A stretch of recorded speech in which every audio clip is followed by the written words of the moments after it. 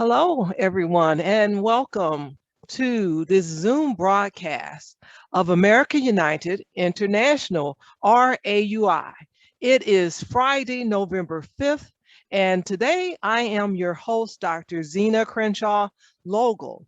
I'm going to be interviewing today three gentlemen who are leading members of Golden Badge, which is basically a support organization for people who are truth tellers and who have been part of law enforcement and also the correctional institution in the United States of America.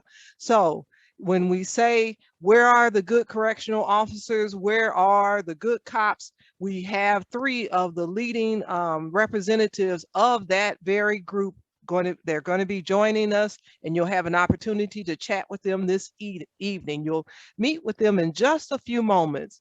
As of now, we have an audience here with us on Zoom, and we've had technical difficulties. So unfortunately, we're not streaming live on Facebook, but we are recording this episode, and we're going to get that posted to Facebook. So you will have the benefit to partake of this very important gathering this evening of frankly, some of the most important activists in this country at this time of so much concern about police conduct and also the prison conditions across the United States.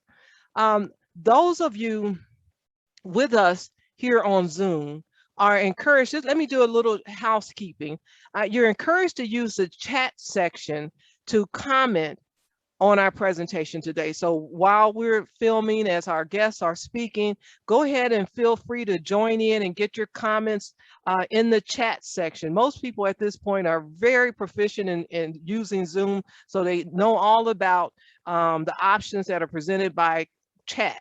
But if you have a question, we do have a Q&A section on Zoom. So if you can find that at the bottom of your screen, I ask that rather than put your questions in chat, if you can put them in Q&A, and then that way they're less likely to be missed. Most of the time, our live audience here with us on Zoom is relatively small. And then, most people join in as part of the replay, the video replay. But we're happy to have everyone who has joined us this evening. And again, this is a very important AUI interview of the leaders of Golden Badge.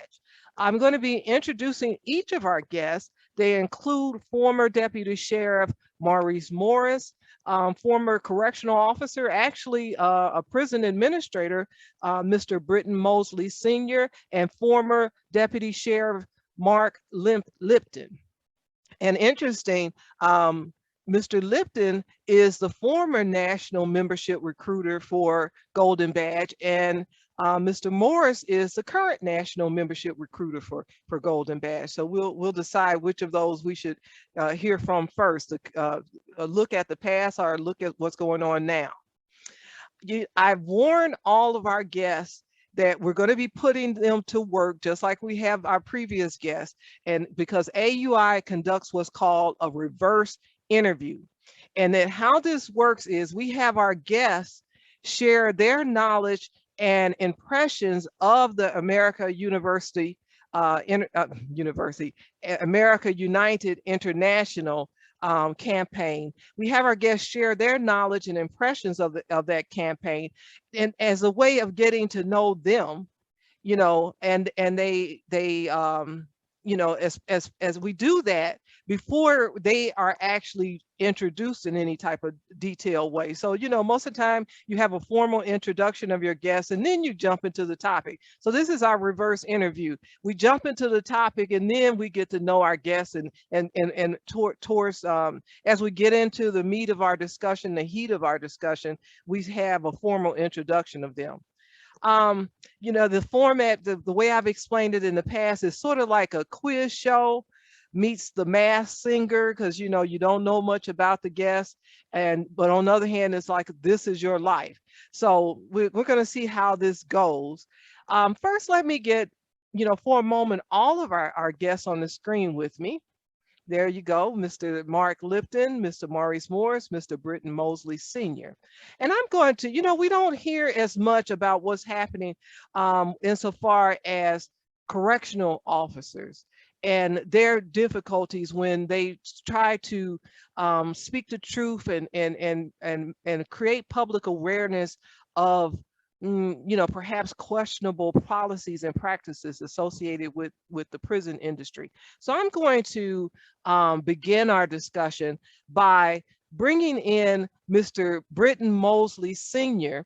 and we're going to have everybody come in. But first, I'm going to ask Mr. Mosley Sr. And if you see him on the screen, you'll see a close up. He's recovering from what I understand from a recent dental procedure. So he really is the mass guest this evening. But he's going to have some fantastic insights for us. So it'll be worth dealing with, hopefully won't have too much communication difficulties. But let me ask you, Mr. Mosley, to share with our audience your description of our campaign, America United International, and give as much detail as you think that they need to have to understand what that campaign is all about. Mr. Mosley, go ahead. Oh, you have to unmute yourself. Unmute yourself. You're still muted. We have to, when we do the speaker's view, anyone any noise that comes across the microphone, you see the person on the screen. So that's why we have to make sure all our speakers are muted, and then it creates sometimes a little technical difficulty. Okay, now you're can you hear me now? Yes, we can. Go ahead. Greetings, everyone. Tell us about, America United International from your perspective, Mr. Mosley. Greetings, everyone. America United, to me, is an organization that's much needed in this time. And I don't have nothing but good things to say about it, because anytime you're working towards the betterment of people and the addressing all the corruption that exists in the criminal justice system and all the things, what have you, I'm all for it. And I've been working with Dr. Zena for quite a while, so I can almost rest assured it's something that she's participating in. You can just put it in the bank. She's got remarkable credentials, and we've been around so long, we like family, so we have our issues, but it's all about love. But what I would like to see is more participation in it, because a lot of people don't realize in the criminal justice system, you may not have somebody that directly affects you, but sooner or later it's possible. All it takes is for one of our kids or grandkids to go out there and make a bad choice, and they're in prison. And it's not a term of whether they're good or bad, it's that you're incarcerated. And you don't stop loving your kids when they go to prison. And nobody will want to come visit their kid at prison and see them abused. And when you're being a correctional officer, you take an oath to protect these people, because it's not for you to judge them. And it's not too many organizations wants to address these issues, because it's political and personal and all the do's and the don'ts. But when I see an organization like this willing to take on this established culture of corruption, sign me up. I'm for it, And I just like to commend you, Dr. Zena, for your untiring effort. And I don't know how you do it, because every time I look around, you over some kind of organization. How many of you is it? Well, that's a good question, but believe me, the number is going down every day. every day. But thank you. I love this reverse interview because we always, I mean, the insights that we get are just absolutely excellent. But I'm going to ask you, Mr. Mosley, to mute your microphone again, and I'm going to ask Mr. Lipton to unmute his microphone and come in and tell us your description of America United International. Again, use as much detail as you think our audience needs to have to understand the concept from your perspective. Go ahead, Mr. Lipton. Well, I can say this. Can you hear me okay? I sure Can you hear can. me? Yes. Okay. I can say this. Zena took me under her wing many years ago.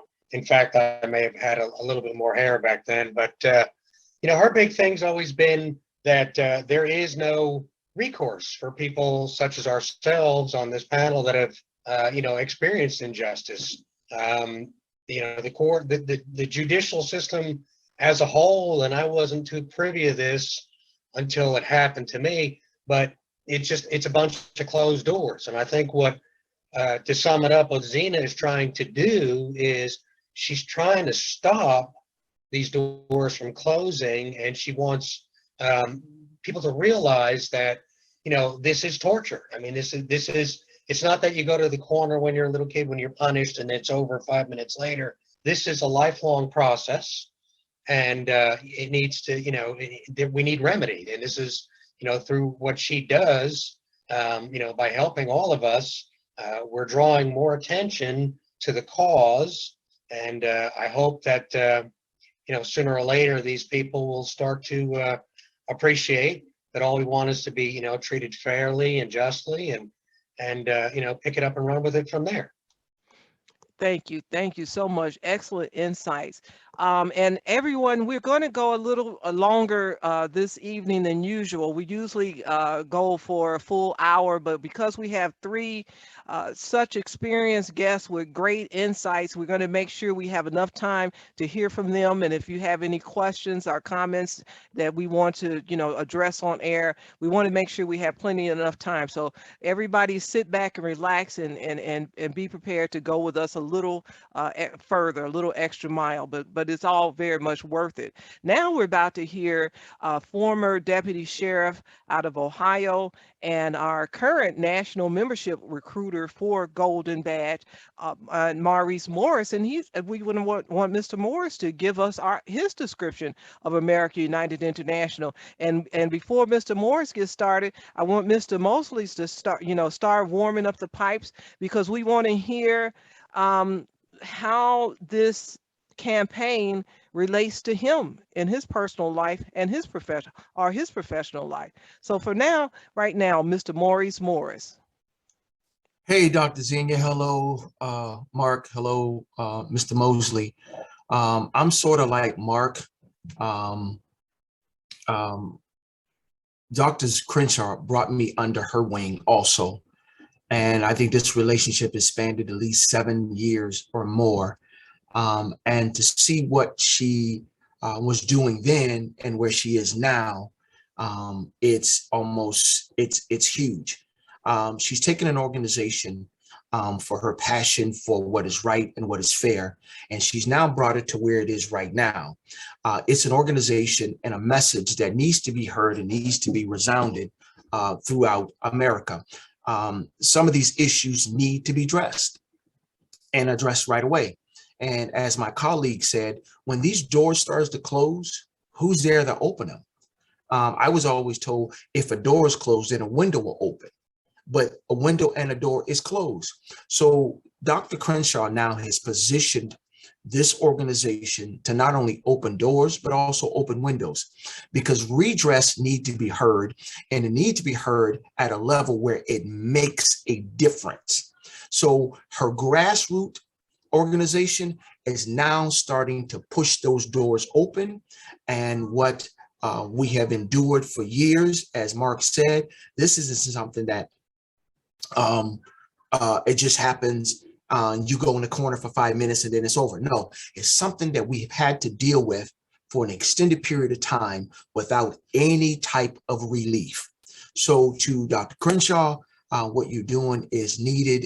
We appreciate you, and we are behind you 100%.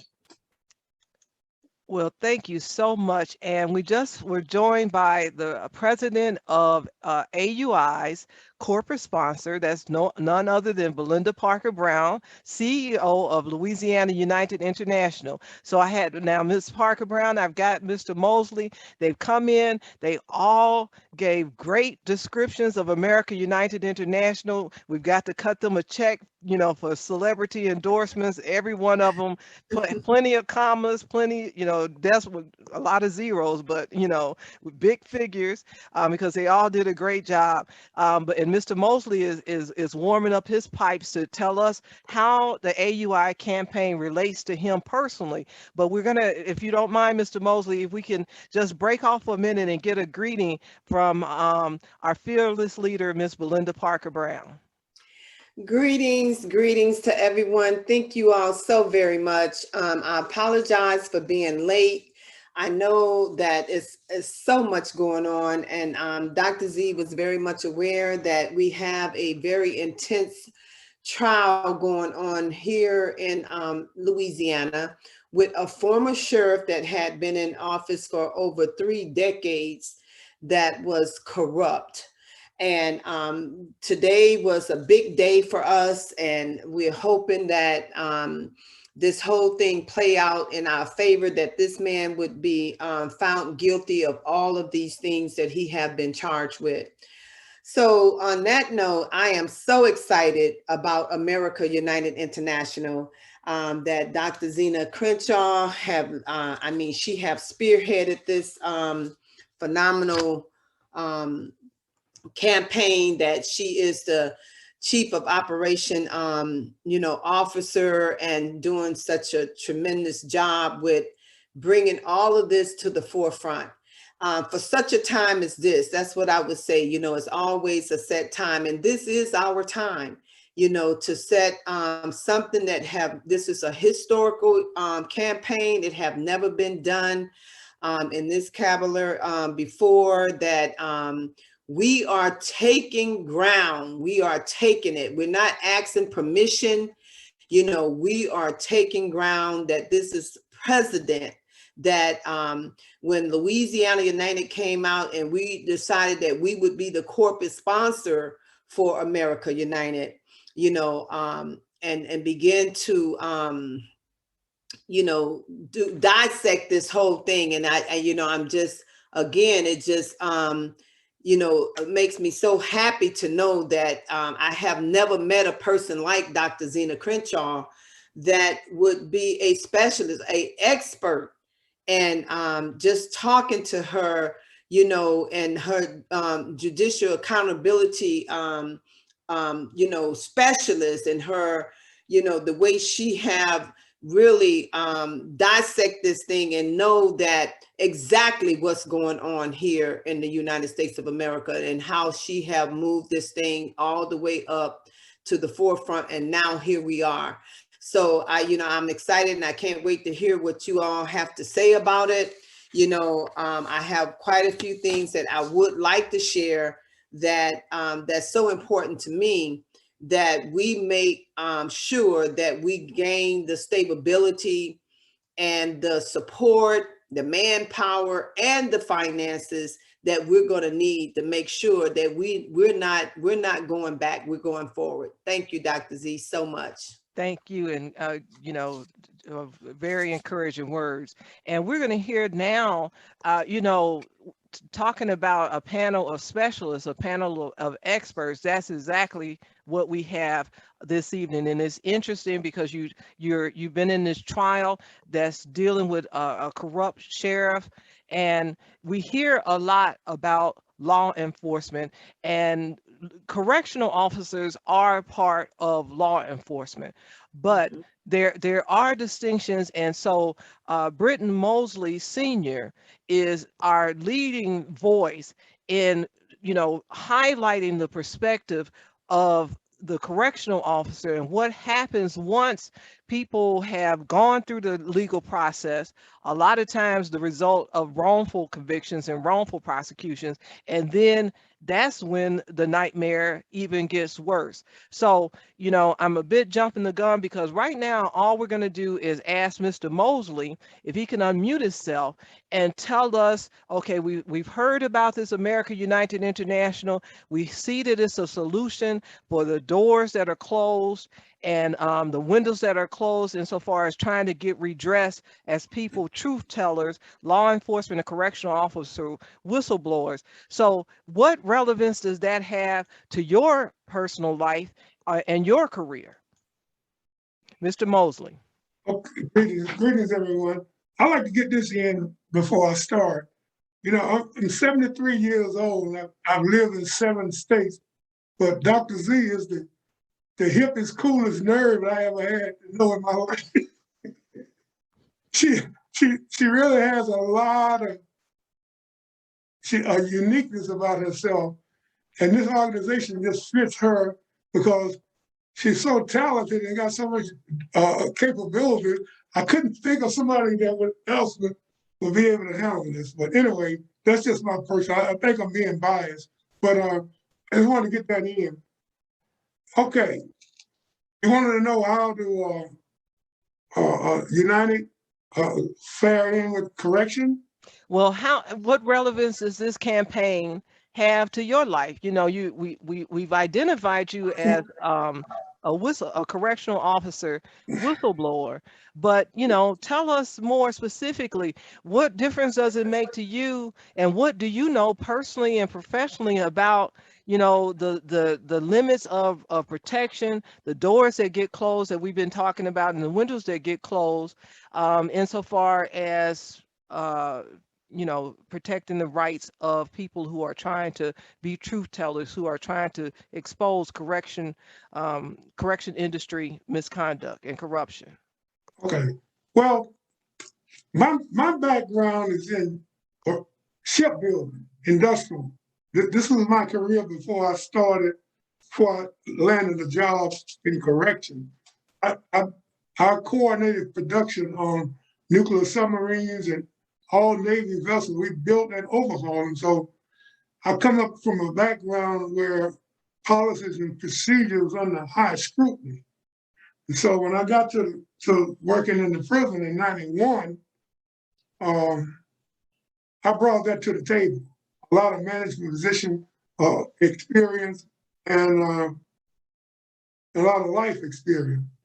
So when I started working in law enforcement, having been a child of the civil rights movement, I was reluctant to take the job, and I was also curious to take it, you know.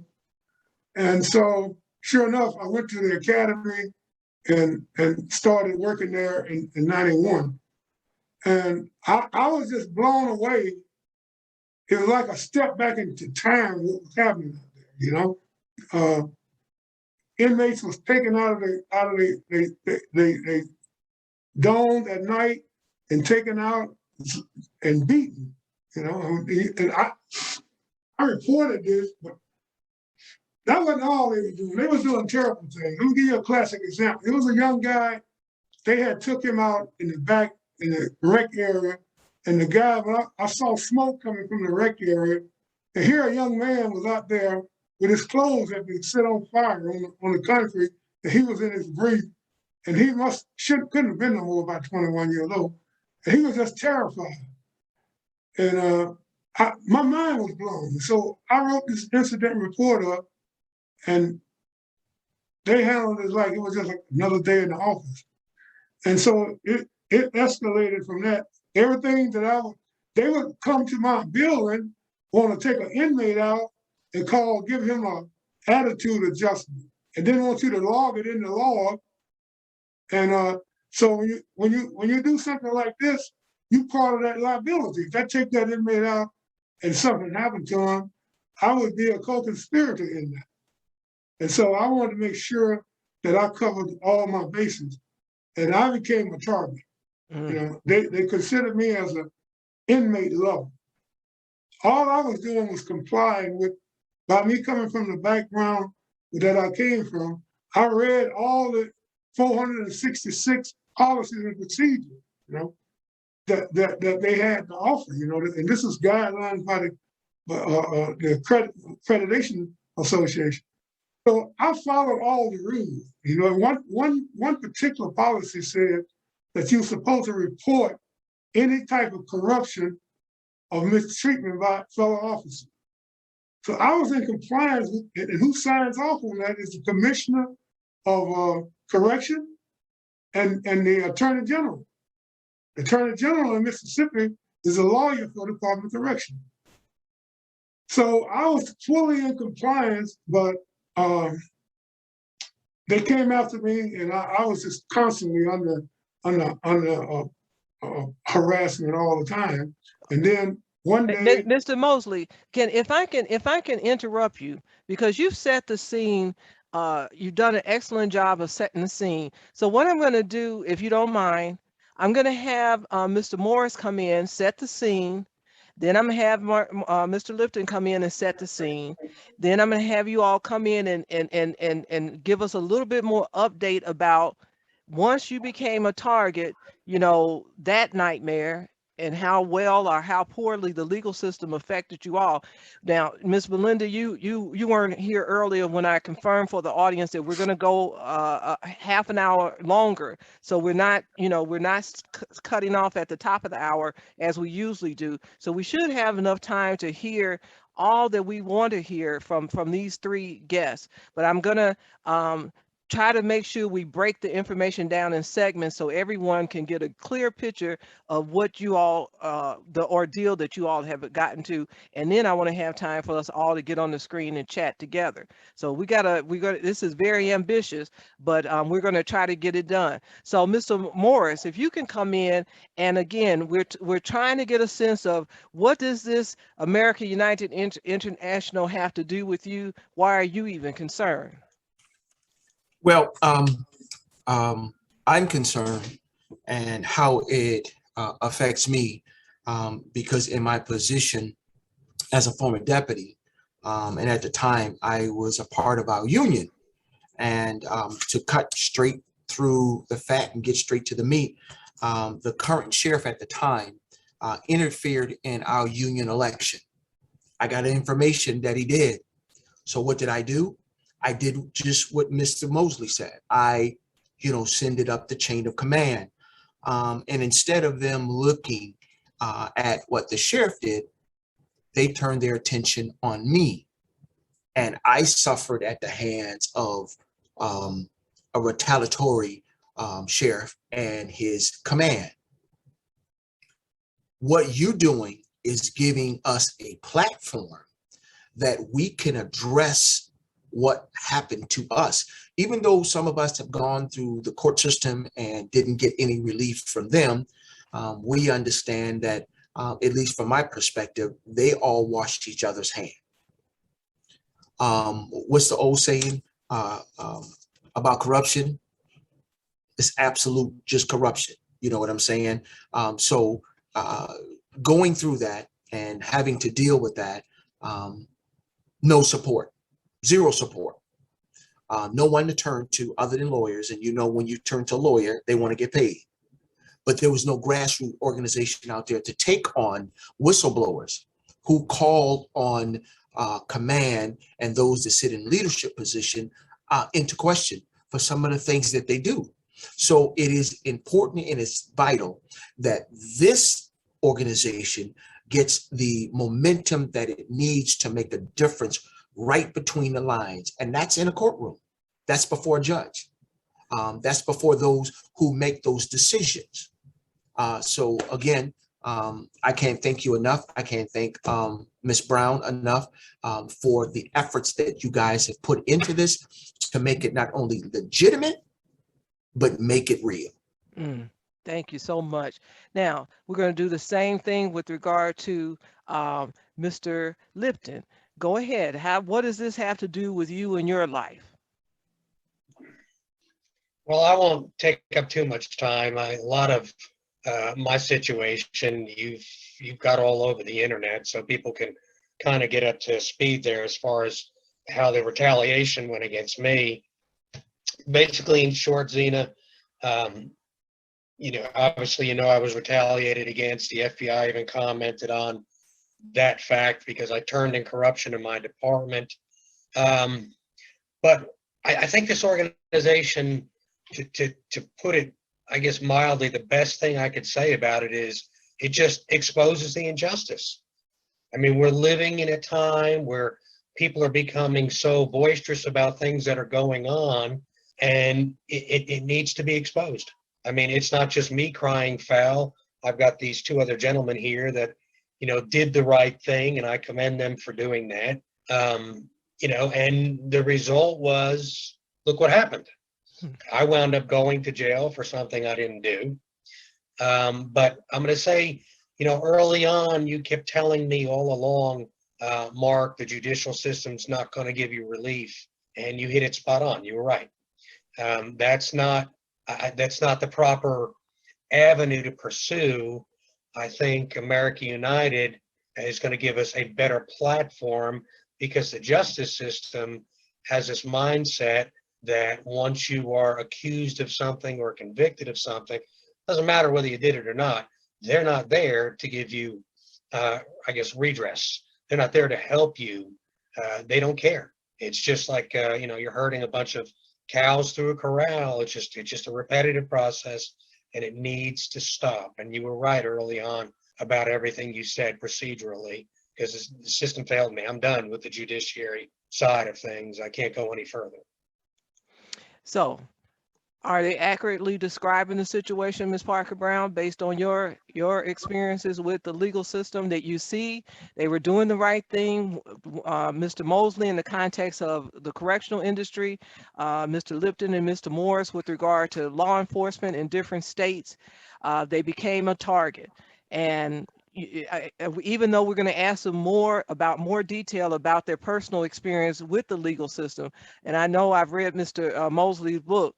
I mean, he really went through the ordeal, but I think we can gather now that they all said they weren't protected. Does that sound like it's probably a truthful assessment?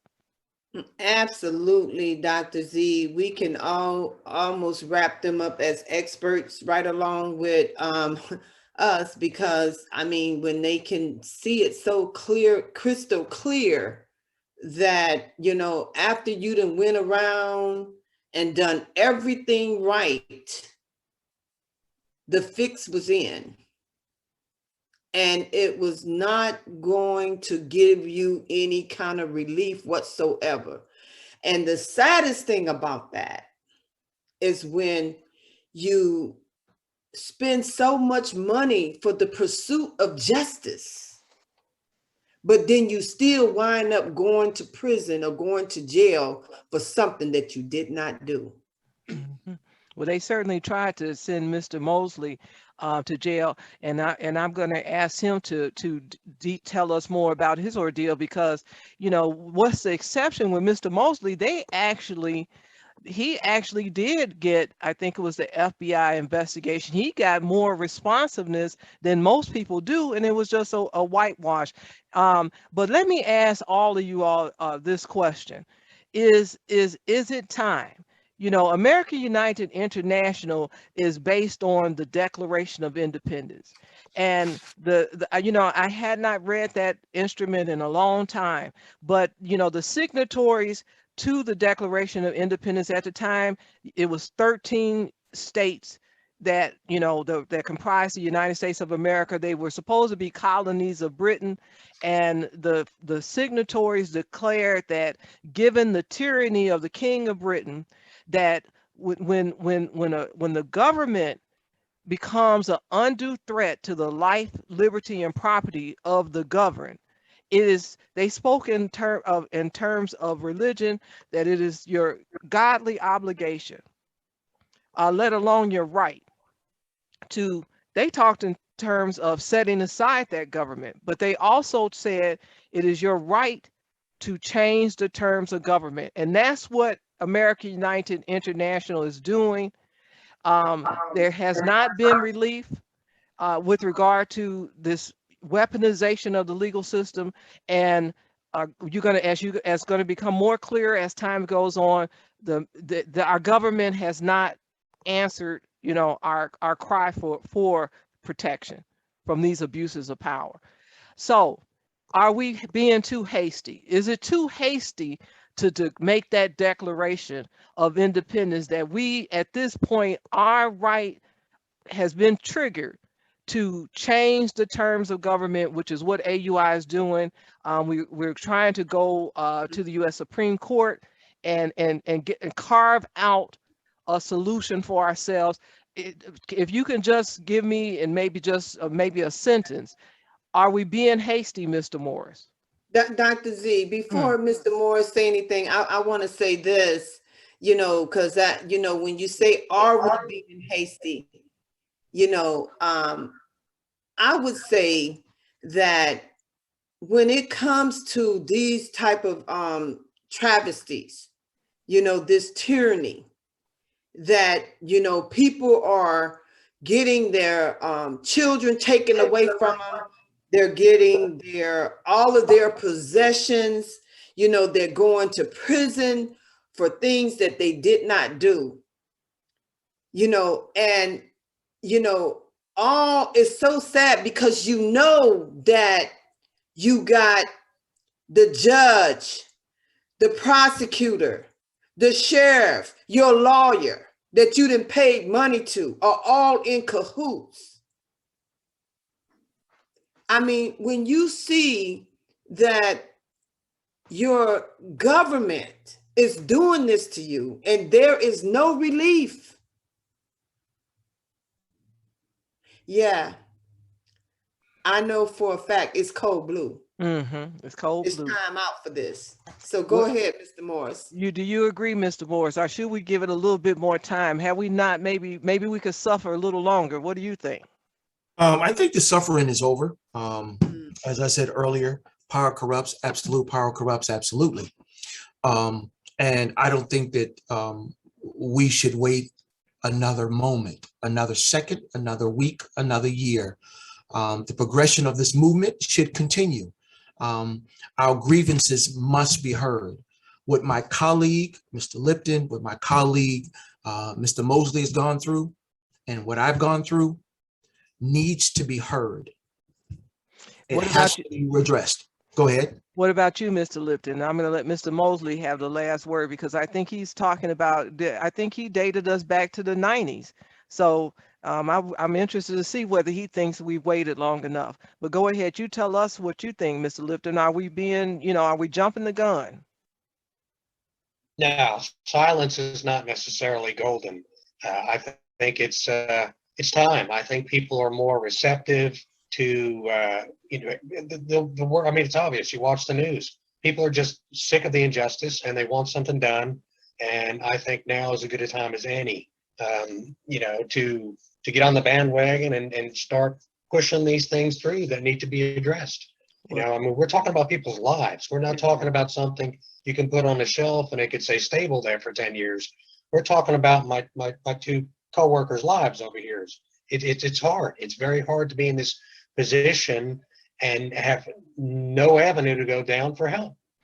Well, I'm going to ask Mr. Mosley to weigh in on that question and then just lead us into talking about, his experience with the legal system and particularly if you all can give some emphasis on the role of the judiciary. Because whatever, there might be abuses of the legal system, but it's the role of the judges to make sure that there's a fair and impartial administration of justice. So if you all, when you talk about your experience, if you can put some emphasis on how well the presiding judges did or did not protect you. But before Mr. Mosley speaks, I just want to put a pin, Ms. Belinda.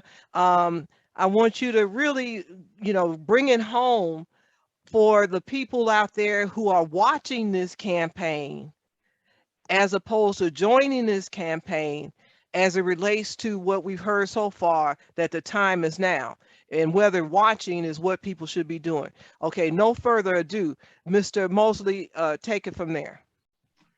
Yes, I like to say we're about 20 years late when it comes to my situation, because during the time when I worked in the Department of Correction, the high-ranking officials there tried 2 unsuccessful times to plant drugs on me and in my office. One time they recruited an inmate, and the inmate came and told me that they offered to let him out of prison if he would plant drugs in my office.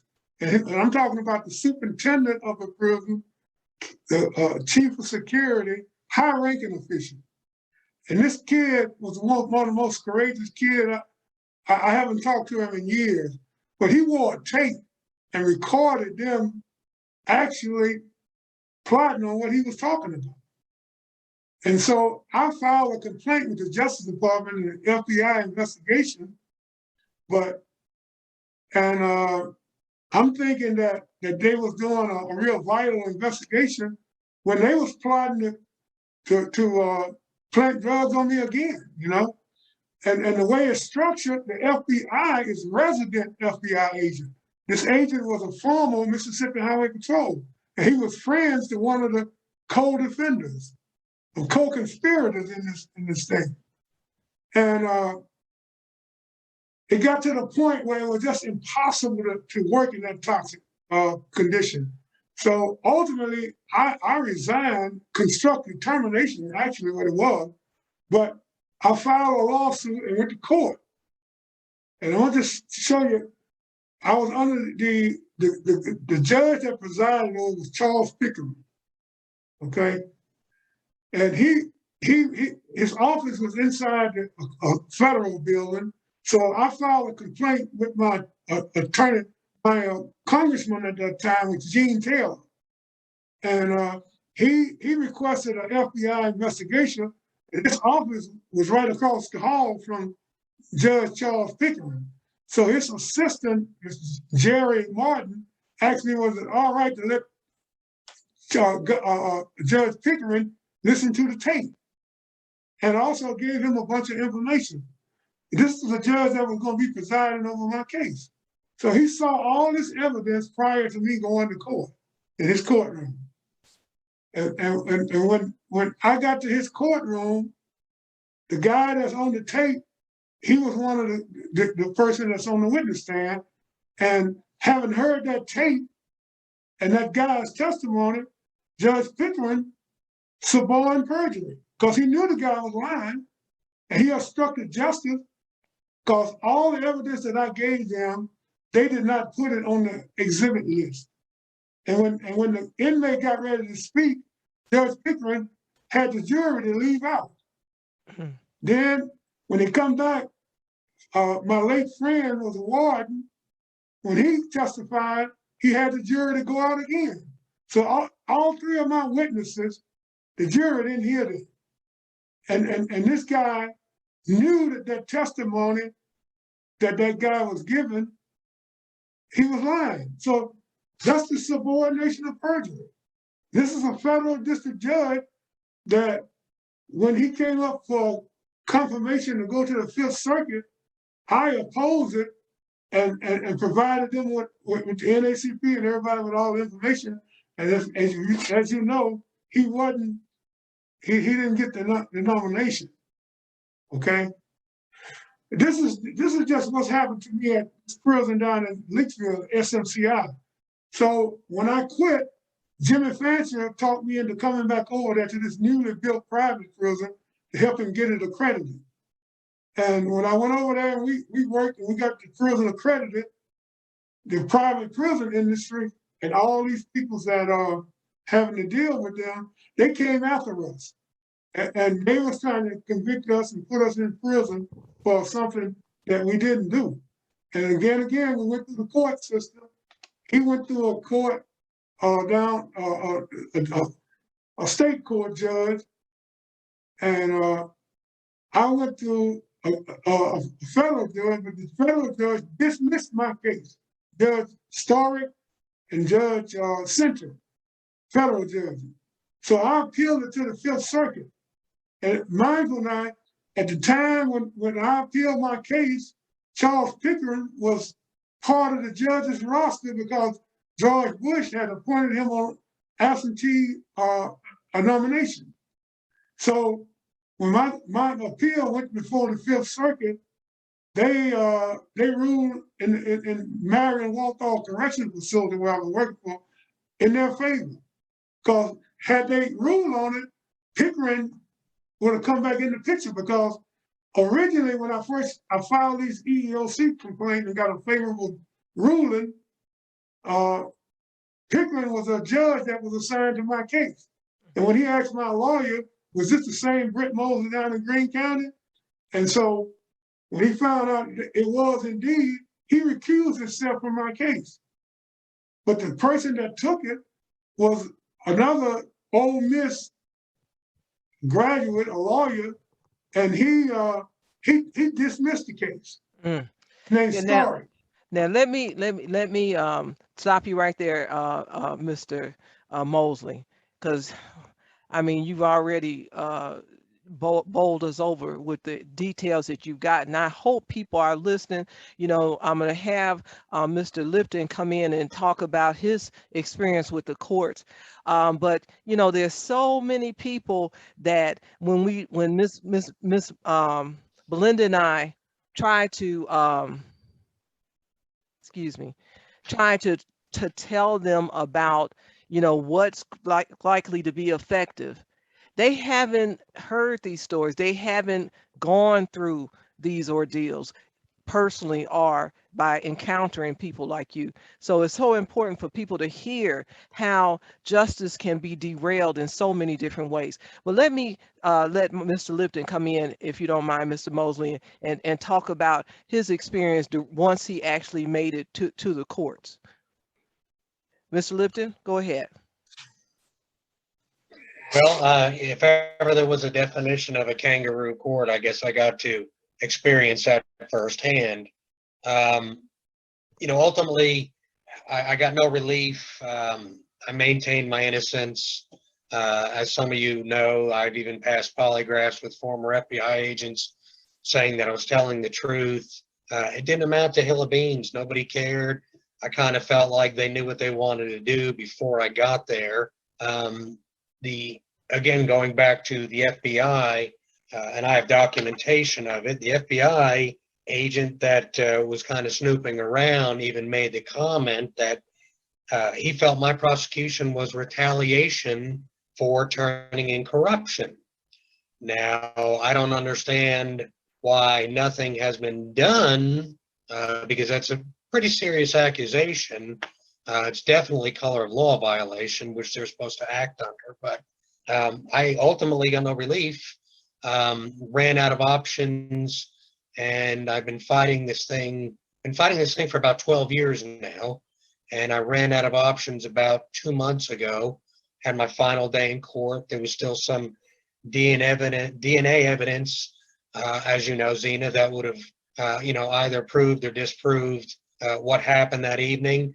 And the judge even refused to allow testing to be done on that. Again, once they have, you know, their sights on you, they're not going to take it off in most cases, as they did mine and my, you know, my coworkers. And I got nothing. So I guess you want to know what I'm doing to try and change that. I took something to heart that you said a long time ago. It's not necessarily about Mark. It's look broader, you know, because there's a lot more people than just Mark suffering that injustice. Ultimately, I was charged with, despite maintaining my innocence, I was charged with aggravated assault by display of weapon. And the courts, despite me being a, you know, police officer that had no problems for 10 years, I mean, I was pretty much a stand-up guy as far as law enforcement community went. The courts wouldn't even give me judicial diversion, as they do in many cases. So in January of this year, I have 2 senators in the state of Tennessee backing me, and I'm going before the Senate Judiciary Committee to try and have them add my particular charge to the list of things that are expungible through the judiciary outside of the judiciary system to potentially help my situation, because the courts wouldn't even help me with that. They said because I maintained my innocence, they weren't going to give me diversion because it displeased them that I kept saying I was innocent. So I'm going about it through a different avenue. I'm done with the courts. I got nothing there like you predicted. And with your help, Zena, and the Senate that I'm going in front of in Nashville, potentially in January, I'm hoping I could change things for not only myself, for anybody that's experienced this injustice and this charge. Thank you, Mr. Limpton. Mr. Morris, your legal experience, did the presiding judges, make sure that there was no miscarriage of justice in your situation? Of course not. The judge in my case even kind of basically said that I was stalking an individual by checking to make sure that the warrant was still active. He said this in open court. He said, what you did was stalking this person, not physically, but stalking by checking to ensure that a warrant was still active so that I would not erroneously arrest him for an open warrant. Secondly, he said, I acted as though I was Superman in this particular situation. And like Mark, I maintain my innocence. I was trying to protect the innocence of our young people because there was a sexual predator that was having sex with a 15-year-old girl. So in this particular situation, even though I maintain my innocence, they don't want to hear that. Once you are on their radar, God Almighty could not shift their attention away from you. They wanted me. They wanted me because the sheriff wanted them to get me. And I don't care how much evidence I had to show that I was innocent. I'm like, Mark, I took a polygraph. I passed the polygraph. Wasn't good enough. I'm like him. I went through all the legal options to prove my innocence, but they don't want to hear that. As I understand more so now, a court case is never about facts.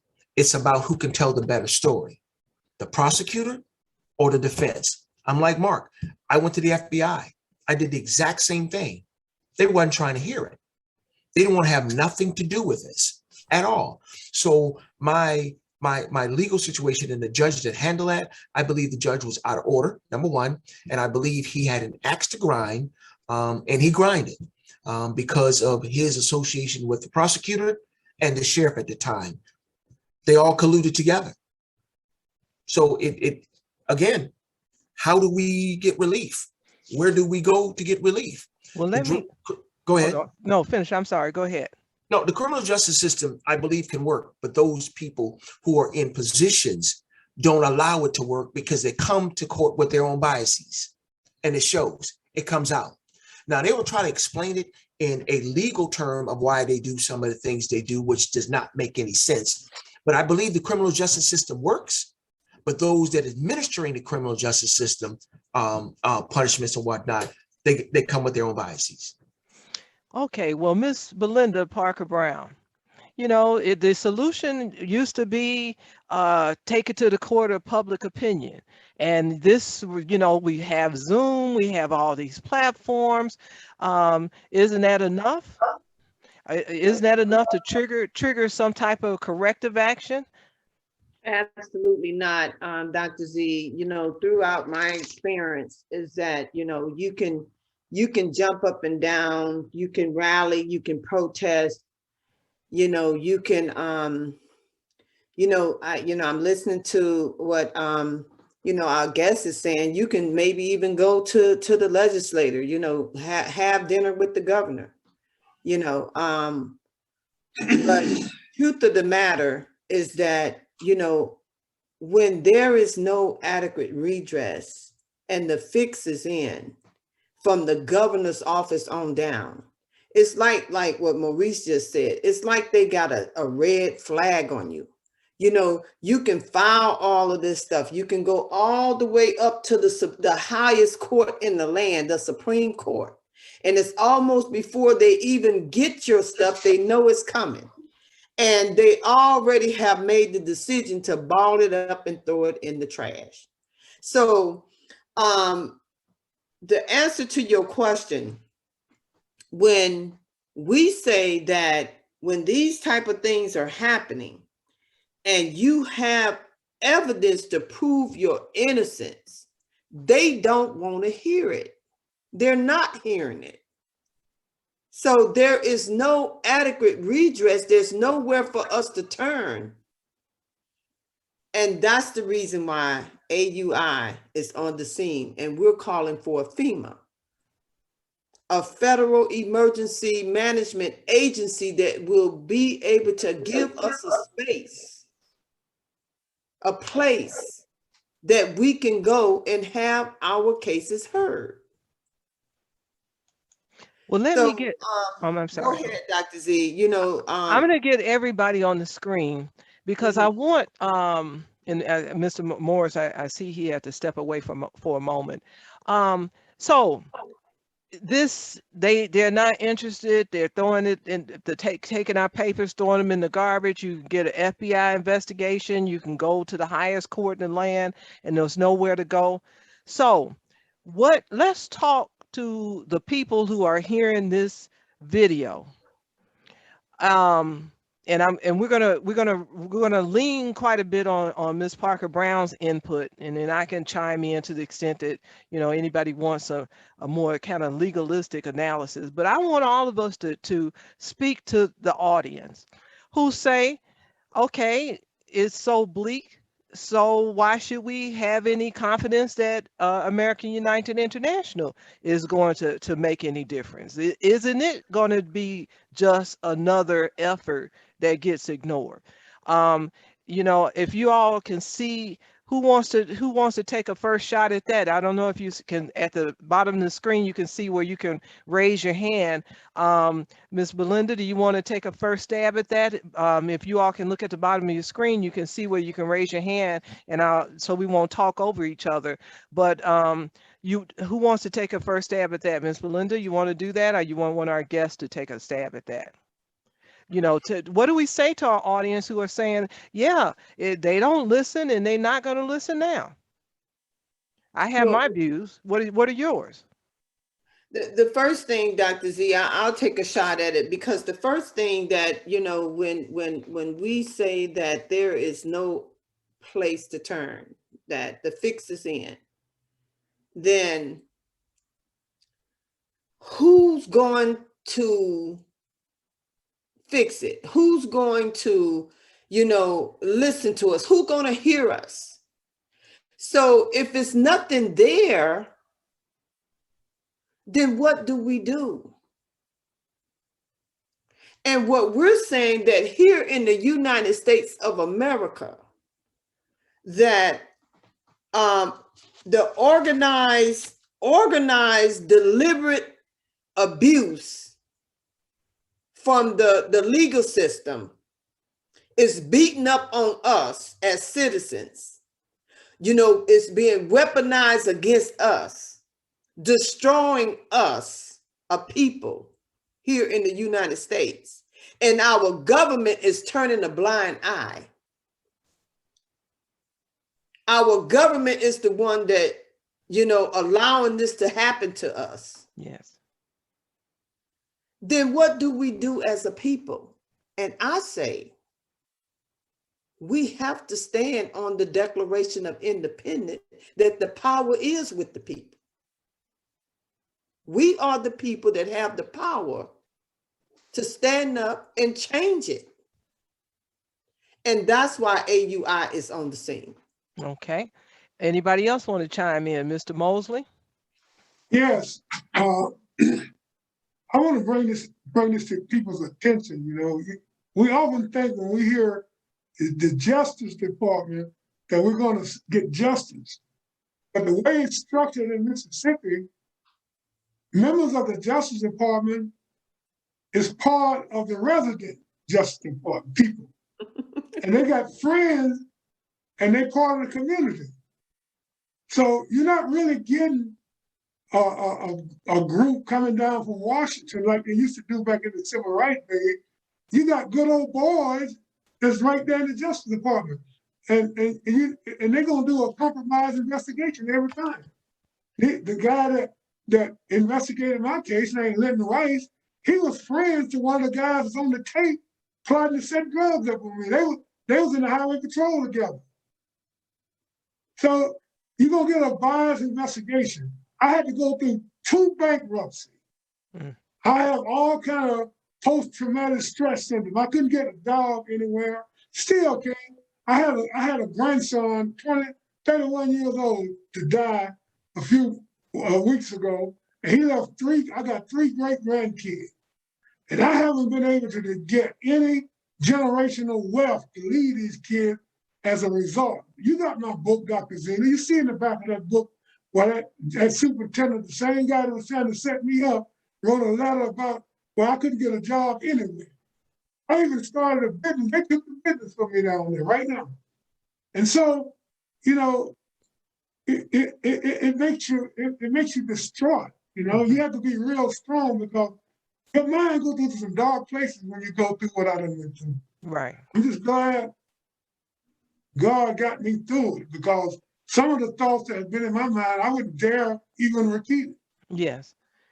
Well, you know, I'm going to, in light of you know, what you're saying, and I don't want to, you know, take the floor too much. So, Mr. Lipton and Mr. Morris, you know, like raise your hand if you want to chime in. But I'm going to go ahead, Mr. Morris. I'll let you speak.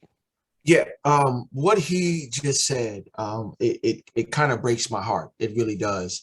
And from my perspective, as I see it, I don't see too much happening in terms of getting those in power to give up their power.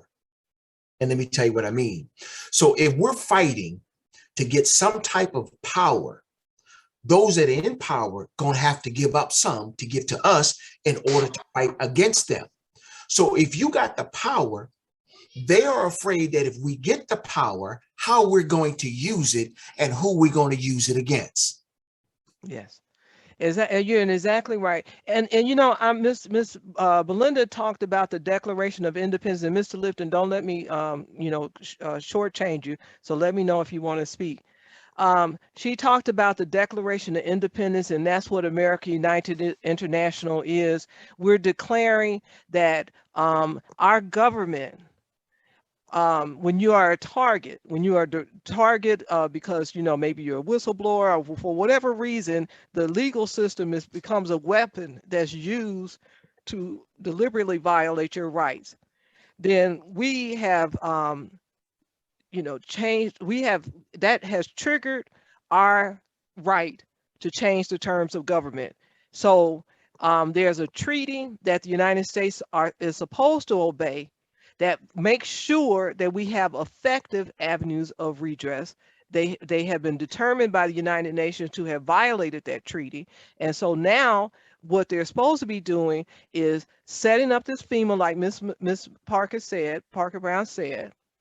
And just like any FEMA with the hurricanes, we're supposed to be able to bring in our evidence that we were the targets of this deliberate corruption, that there was not effective avenues of redress, and we are supposed to be made whole through whether you call it a negotiated settlement or reparations. In the meantime, the treaty requires that our country look at our legal system and figure out who is responsible for these nightmares, make sure they're appropriately punished, and make sure changes are made so it doesn't happen again. And that's why our expertise, everybody who's gone through this and who has insights as to why it happened and what's going to be necessary to protect us, like Mr. Lipton has already taken a step going to the Senate, his state Senate, to change the law. These are the kind of things that the country is supposed to do under this international treaty, the International Covenant on Civil and Political Rights. But I'm going to raise you one step more, you know, call that and raise you one. What people need to do is, instead of just looking back and trying to see whether once again our government is going to stonewall us and stonewall America United International. We need to start seeing this thing like I've come to see it in terms of an international human rights crisis. And because, you know, there are historically authoritarian governments, there are third world countries, you know, it's not difficult for us to imagine presidents of, you know, small third world countries that are abusing power, that are unleashing the military, they're going into villages, burning homes, you know, taking the children off the war, killing the men, raping the women. You know, that's unfortunately happens much too often on the international scene.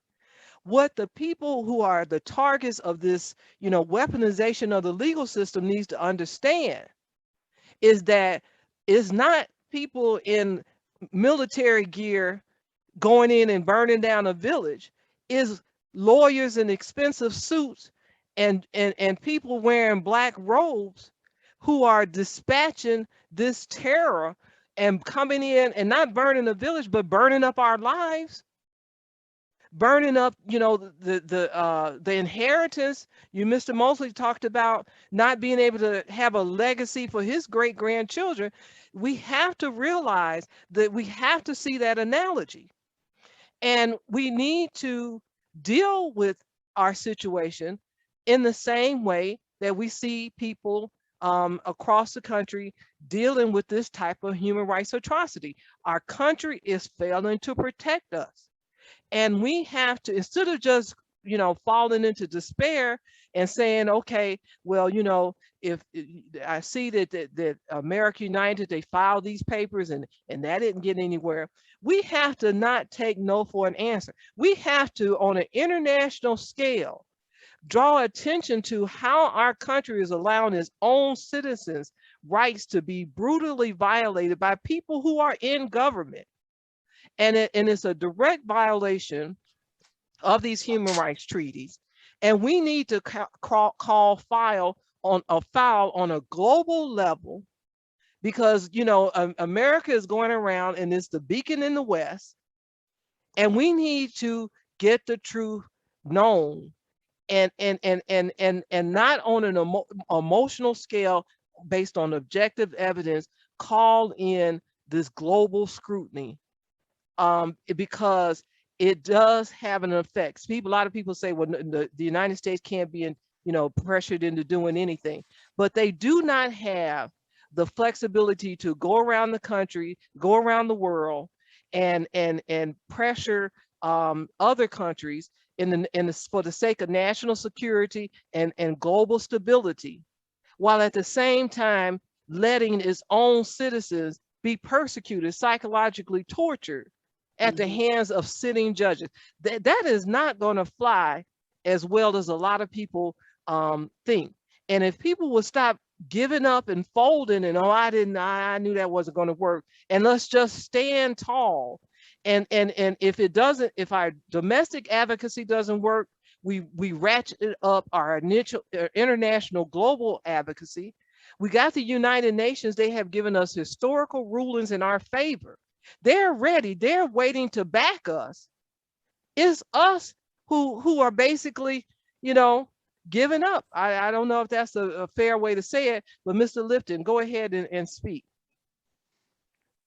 Mr. Lipton, you can unmute your mic. Well, I want to say this. I think Mr. Mosley's a little wrong about something. I know it's tough when it comes to monetary resources, because the justice system will run you dry. And I know his concern about leaving something behind for his family, but I'm going to say this, sir. I think your integrity is worth more than any amount of money you could ever leave your family. And that's what they'll take away from having you in their lives. And then getting back to the organization, in short, it just lets them know that you're not pulling the wool over our eyes. We see what you're doing. So how are you going to help us? If you're genuinely concerned about what the declaration in this particular matter stands for, then how are you going to help us? Because we see you. Exactly. Miss I'd Belinda? like to make one statement, Ms. Z, if I can. Yes, you can. Okay, I want you guys to understand the scenario that I went through. When I worked at the other prison, Marion Walker Correctional Facility, I heard an inmate on audio tape explaining to another inmate how he had heard the sheriff deputies talk about plotting how they were going to kill me, Jimmy Fancher, and James Harvey, which was the assistant superintendent. You know, I commuted about 50 miles to the job. They said, these are sheriff deputies talking. They said they were going to catch me on the side of the road and shoot me, make it look like a hunting accident transpired. And that they was going to shoot Jimmy going in his house.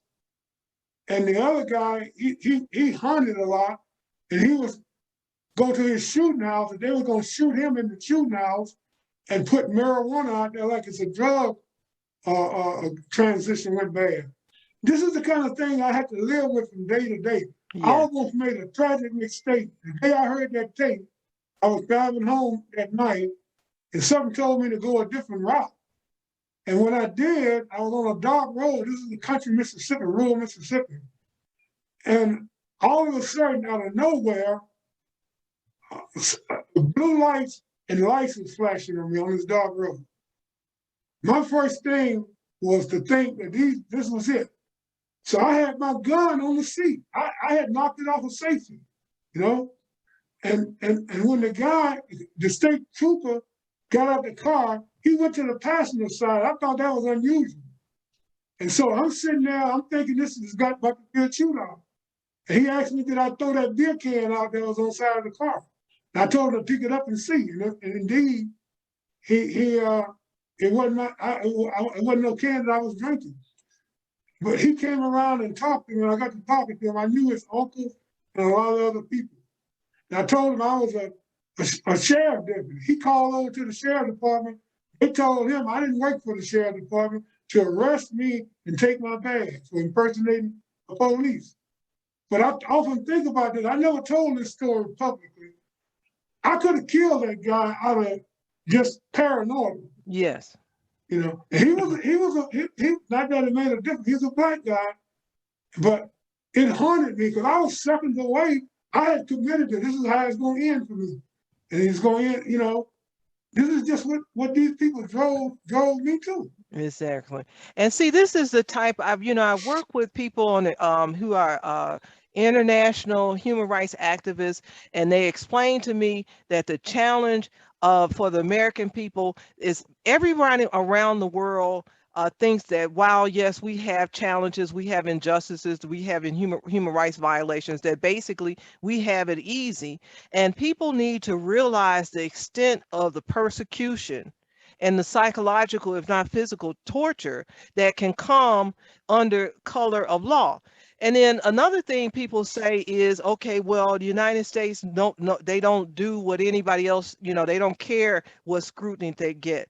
Well, this is another point that I want to make clear, and then I don't have to, add anything else to the conversation tonight, but I want our audience to understand that when there's a global debate about poverty, our children's rights, our race relationships, and a critical lens turns towards the United States. There's criticism about, the hunger problem among children in this country, race relations, and the United States doesn't seem like it has to respond to this criticism. There is a difference between a country and its sovereign power having a disagreement with other, with foreign interests as to how they're using their government power, what their priorities are. It's a difference between all nations. Independent nations have a right to set their own priorities as to how they use government power.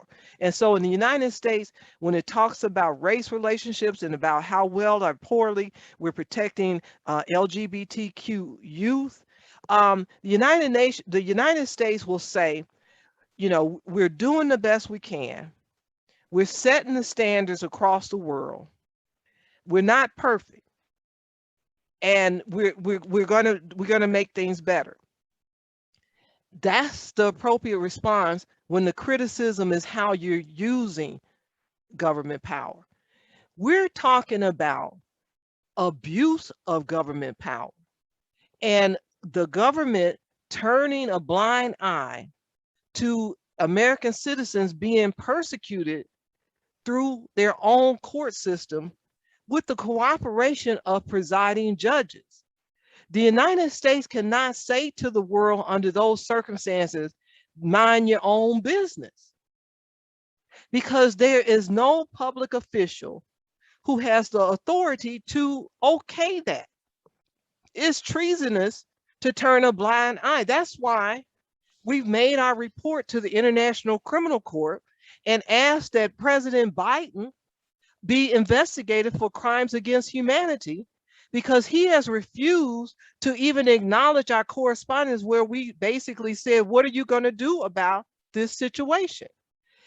And he has not been president for very long. So the point I'm making is there is no official in this country that has the authority or the right to turn a blind eye to what we're talking about. And we've got to press that, we've got to realize that, and we have to keep making the world aware that, in fact, I don't care whether it's a Republican, I don't care whether it's a Democrat, I don't care who, Trump, Biden, black, white, conservative, racist, we've been going through this for decades, and our government is still failing to protect us. And the travesties, you're hearing them right now. And Mr. Lipton and Mr. Morris are being modest,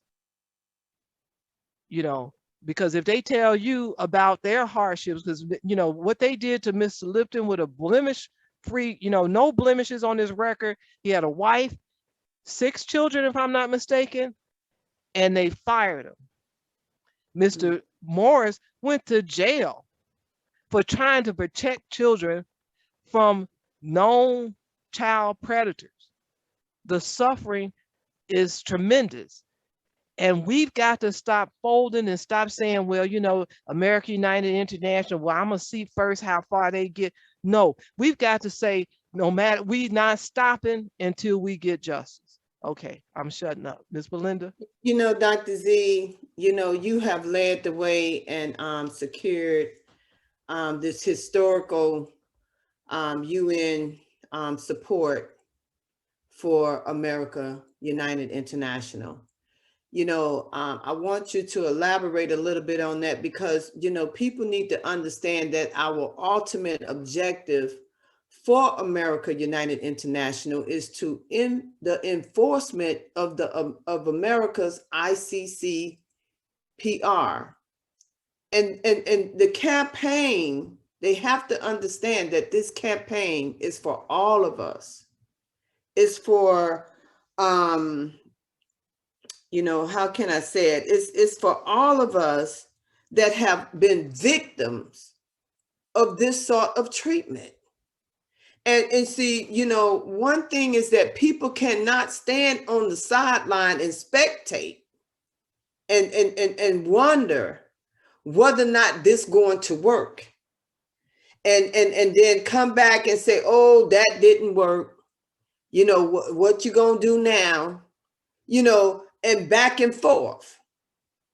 It's time for people to understand that our government is using a organized,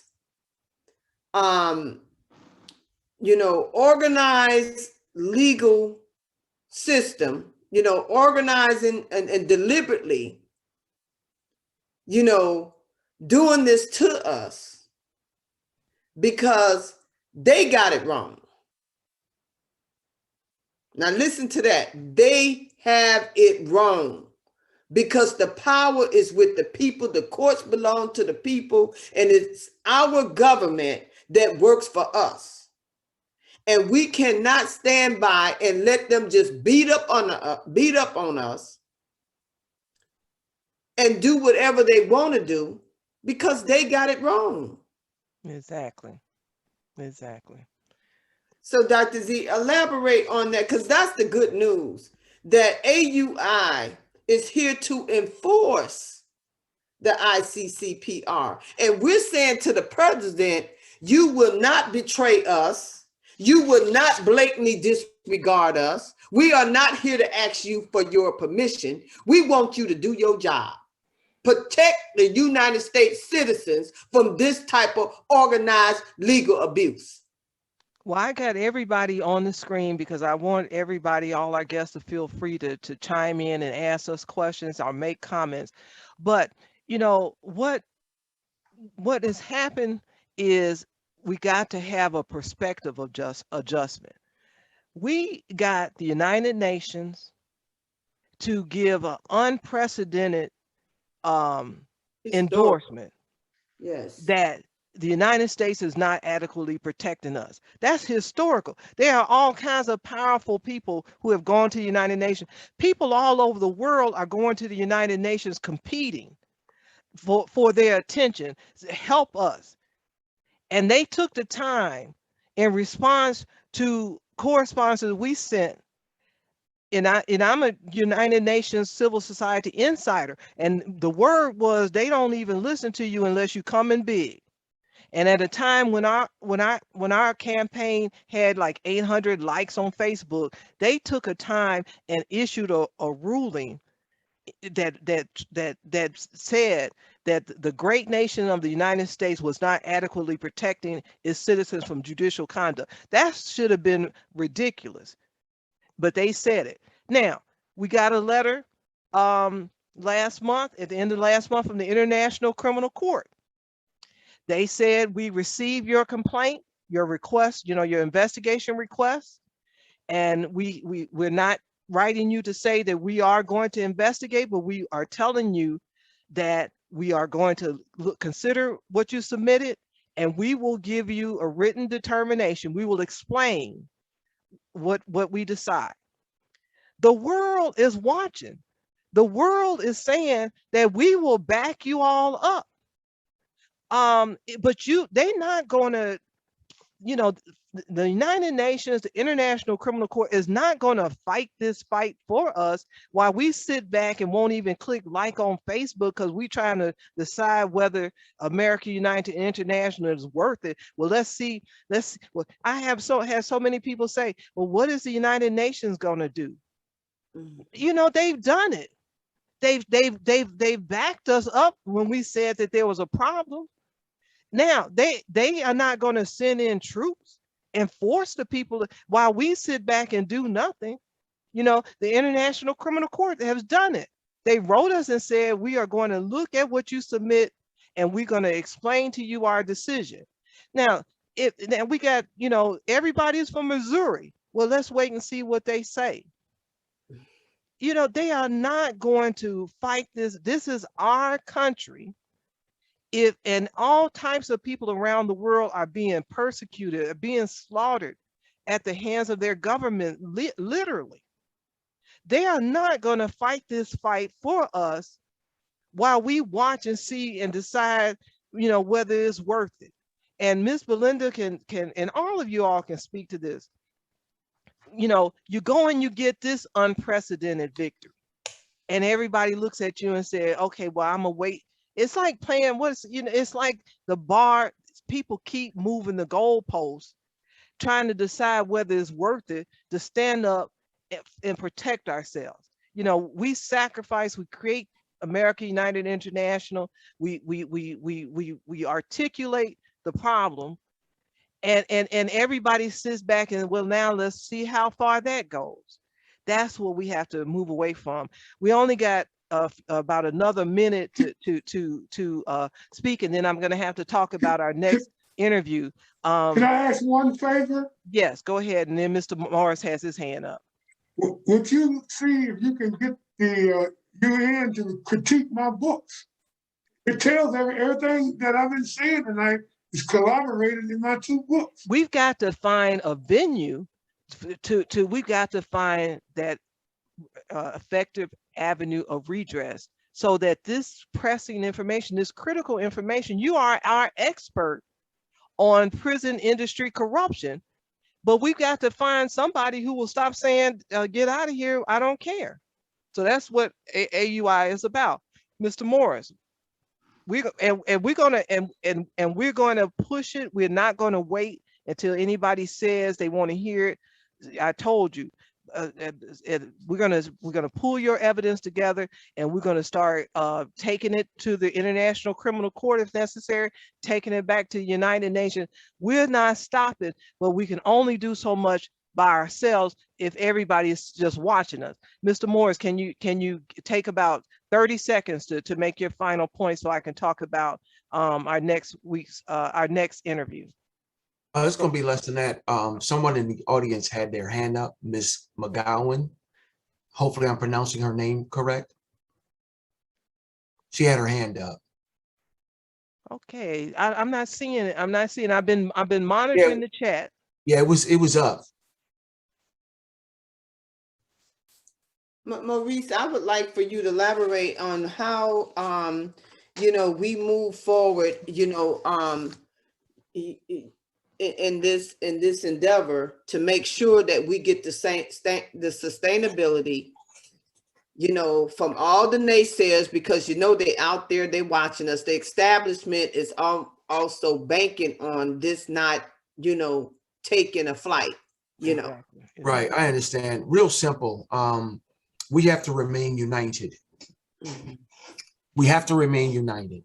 And then we also have to show the difference between justice or just us. Mm-hmm. That's going to be key. But in the midst of that, we have to be united. Unity all the way around. Can I pay the bills? I'm going to do the closing commercial. I want everyone to please go to www.americaunitedinternational.net. Just as it's spelled, all lowercase, www.americaunitedinternational.net. That's the web home of this campaign. Go there, learn more about our campaign, join our efforts, and donate so we can sustain this work. Even small contributions go far when many people contribute. AUI, American United International, is you, and it's our solution.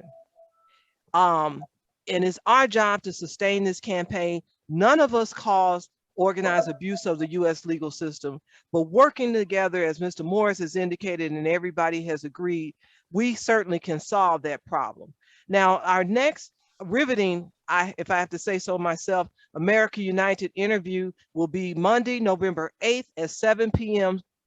Eastern Time. We're going to interview Dr. Monique Tate, who is the principal chiefess known as Blue Feather. She is the head of state for the Kuso Nation of North America.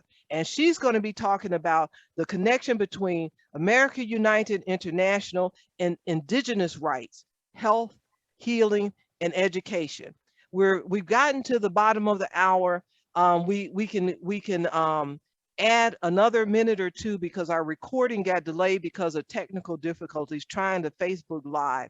So we got about 2 minutes, and we will still be true to our hour and a half broadcast.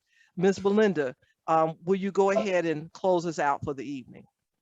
Yes, Dr. Z, thank you so much. I just want to say that this have been, a real exciting opportunity to be a part of something so historical, so great that the people can embrace.